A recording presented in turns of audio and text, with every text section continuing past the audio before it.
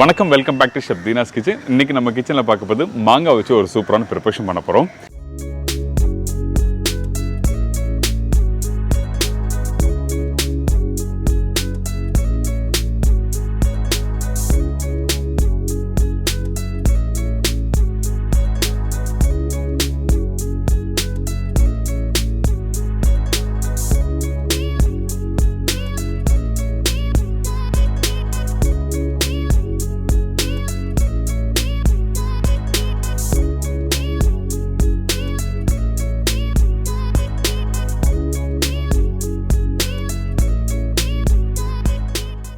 இந்த ப்ரிப்பரேஷன் வந்து மாங்காய் பச்சடி சொல்லுவாங்க, இனிப்பு மாங்காய் சொல்லுவாங்க, வெள்ளை மாங்காய் சொல்லுவாங்க. இந்த மாதிரி பல பேர் உள்ளது இந்த ப்ரிப்பரேஷன்.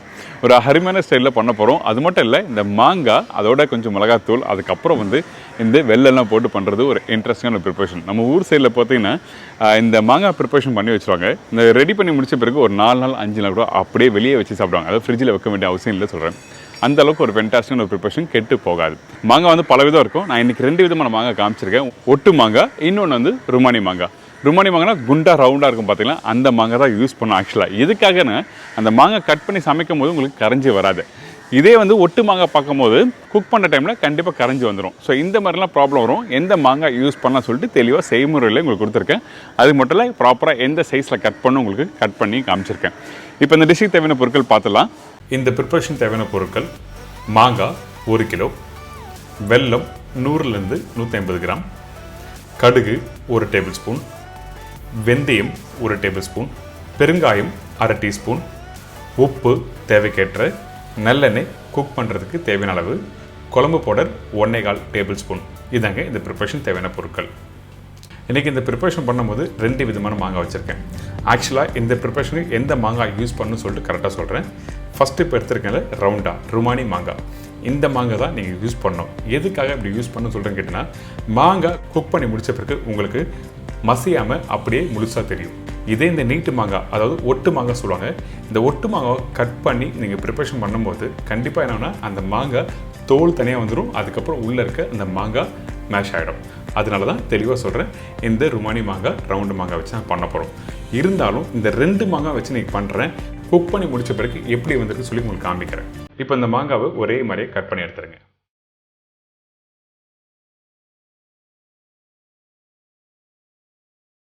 கட் பண்ணும்போது கொஞ்சம் பெருசாக கட் பண்ணணும். ரொம்ப பொடிசாக கட் பண்ணினா கண்டிப்பாக உங்களுக்கு மேஷ் ஆகிடும்.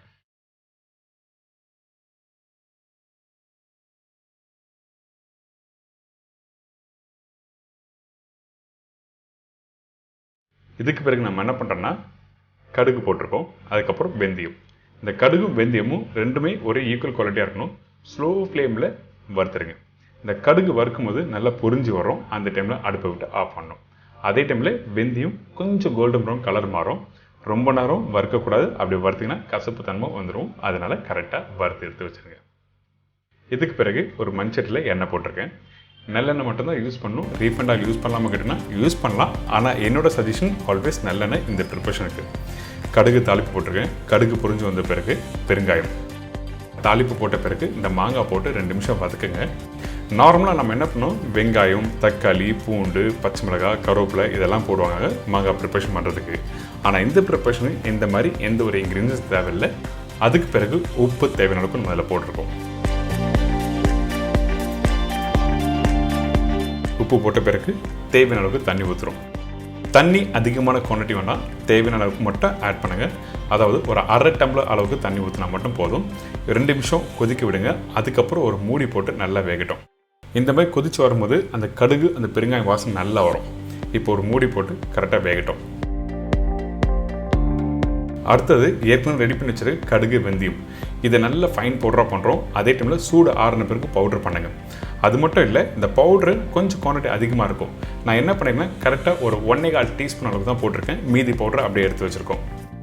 இப்போ பாருங்கள், இந்த மாங்காய் நல்லா வெந்திருக்கா? அதாவது 50 to 60% அளவுக்கு வெந்திருக்கணும். ஓவர் குக் பண்ணக்கூடாது. ஓவர் குக் பண்ணிவிட்டு சில்லி பவுடர் போட்டு பண்ணால் திருப்பியும் மேஷ் ஆகிடும். அதனால இந்த இடத்துல குழம்பு தூள் போட்டிருக்கேன்.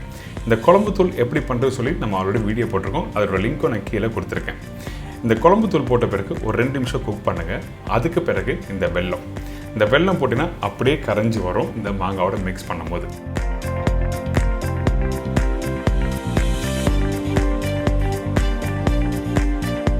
இதுக்கு பிறகு ஏற்கனவே ரெடி பண்ணி வச்சுருக்க அந்த கடுகு வெந்தயம் பவுடரை இதில் ஆட் பண்ணுறோம். இந்த கடுகு வெந்தயம் பவுடர் போட்ட பிறகு ரொம்ப நேரம் குக் பண்ணக்கூடாது. அப்படி லைட்டாக மிக்ஸ் பண்ணிவிட்டு அடுப்பை ஆஃப் பண்ணோம். இப்போ பாருங்கள், இது வந்து ரவுண்டு மாங்காய் முழுசாக அப்படியே இருக்கும். அதாவது ருமானி மாங்காய். இது ஒட்டு மாங்காய். அந்த தோல் மட்டும் தான் இருக்கும், உள்ளே இருக்க அந்த மாங்காய் நல்லா மேஷ் ஆகிருக்கும். அதனால தான் எப்போவுமே ருமானி மாங்காய் யூஸ் பண்ண சொல்கிறேன். சம்மர் ஸ்பெஷலில் ஒரு சூப்பரான இந்த மாங்காய் ப்ரிப்பரேஷன் கொடுத்துருக்கேன். கண்டிப்பாக ட்ரை பண்ணுங்கள். இப்போ எல்லாருக்கும் தெரிஞ்சிருக்கும் இந்த மாங்காய் பச்சடி எப்படி பண்ணுறதுன்னு. இதே மாதிரி நாளைக்கு ஒரு அருமையான டிஷ்ஷஸ் இருக்கிறேன். நன்றி, வணக்கம், see you, bye, take care.